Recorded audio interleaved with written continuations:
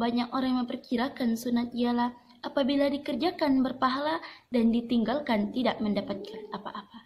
Tetapi sunat yang sebenarnya ialah apabila dikerjakan berpahala dan ditinggal amatlah merugi.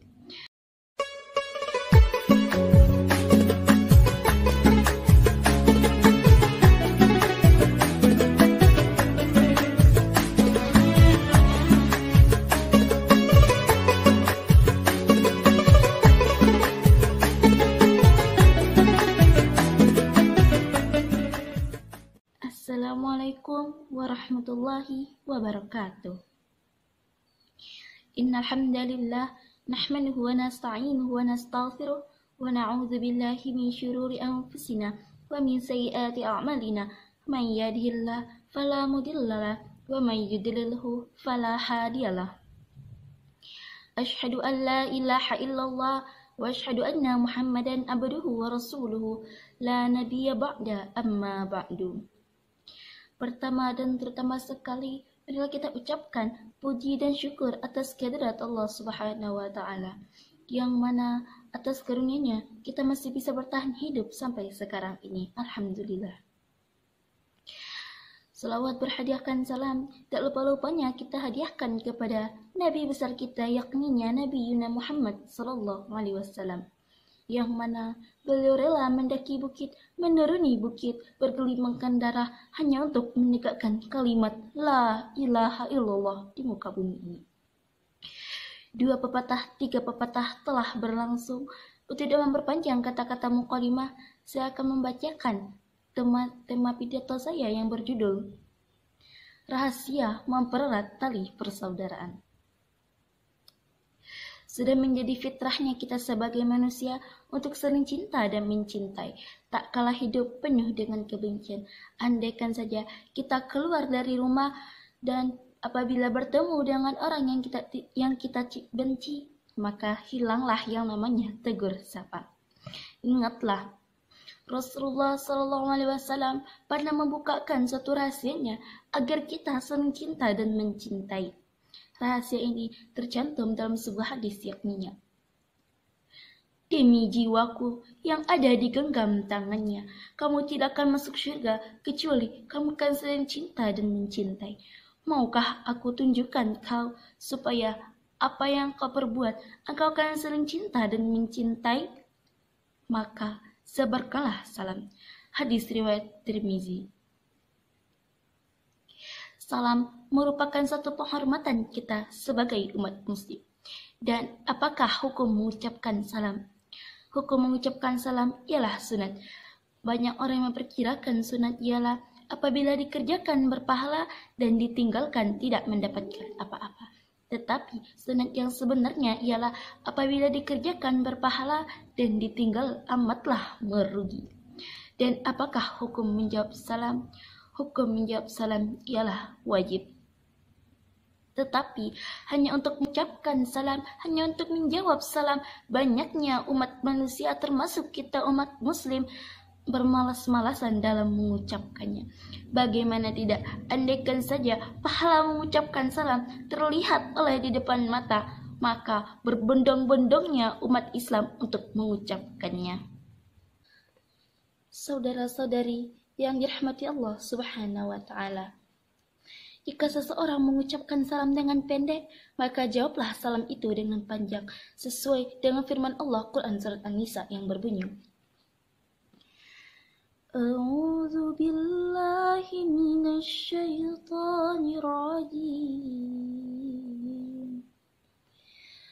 Bismillahirrahmanirrahim.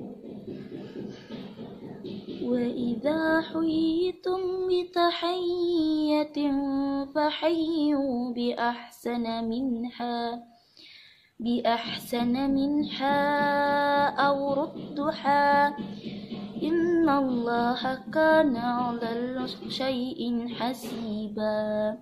Shadaqallahul azim, yang artinya, dan apabila engkau diberi salam, suatu salam penghormatan, maka balaslah salam itu dengan yang lebih baik.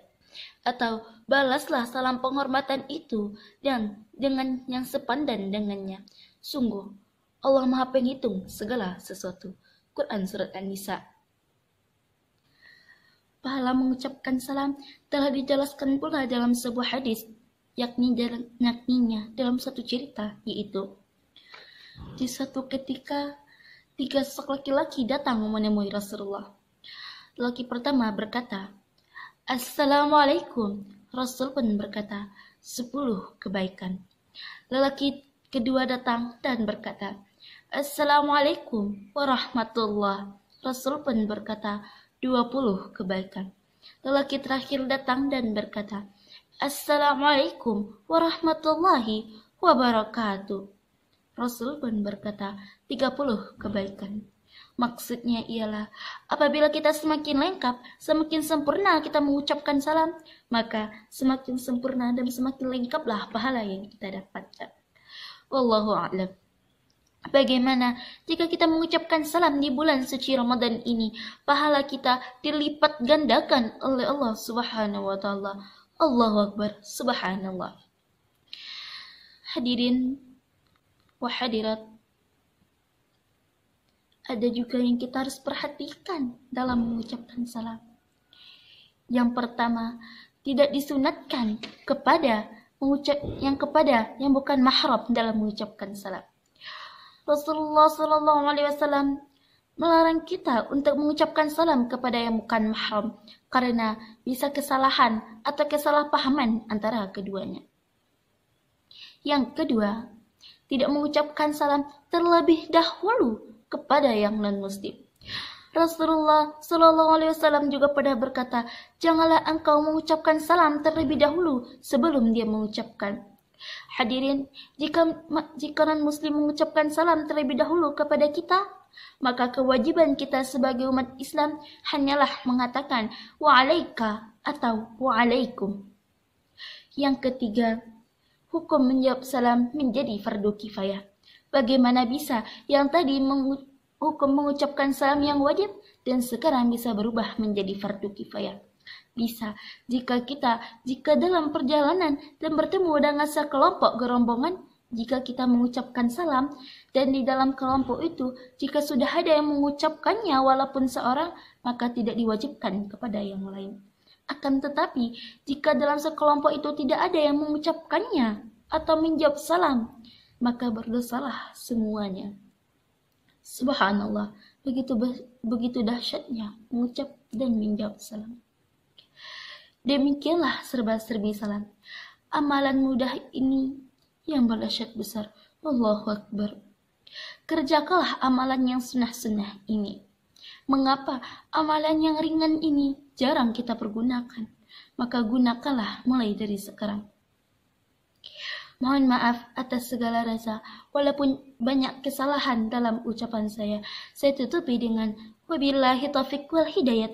Wassalamualaikum warahmatullahi wabarakatuh.